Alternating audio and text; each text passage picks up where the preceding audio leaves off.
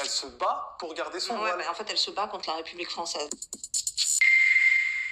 On voit à la télé toujours que ces femmes-là sont toutes voilées, elles n'ont pas le droit de se dévoiler. Est-ce que déjà c'est une réalité? Est-ce que là-bas le pouvoir interdit à ces femmes-là de se dévoiler?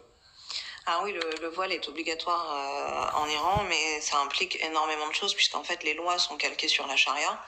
Et du coup, la femme est un citoyen de seconde zone dès l'enfance, puisque dès l'âge de 6 ans, elle est voilée de force à l'école. Et en fait, tout au long de sa vie, elle va subir cet apartheid sexuel, puisqu'on considère que son témoignage, son héritage, son intelligence valent la moitié d'un homme. Le viol conjugal n'existe pas.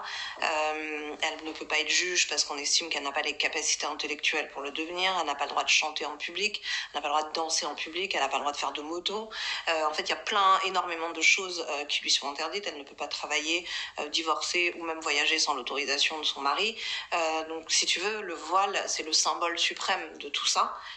Mais en fait, c'est toute une panoplie de lois islamiques qui sont liées à ce voile, et c'est pour ça que les femmes iraniennes l'enlèvent et le brûlent.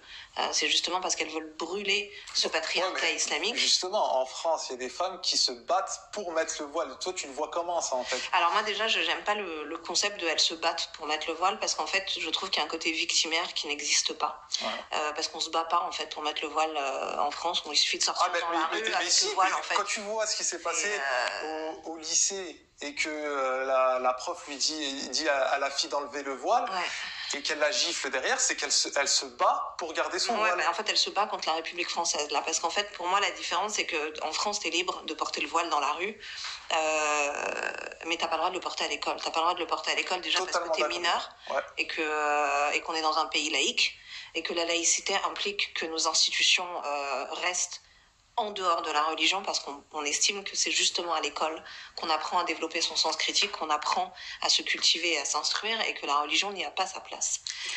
Et malheureusement, aujourd'hui, on a des gens qui ne se battent pas pour porter le voile, puisque tu peux sortir dans la rue avec ton voile, t'as pas une police des meurtres qui va tomber dessus à coups de matraque, te violer, te pendre ou te fouetter parce que tu portes un voile.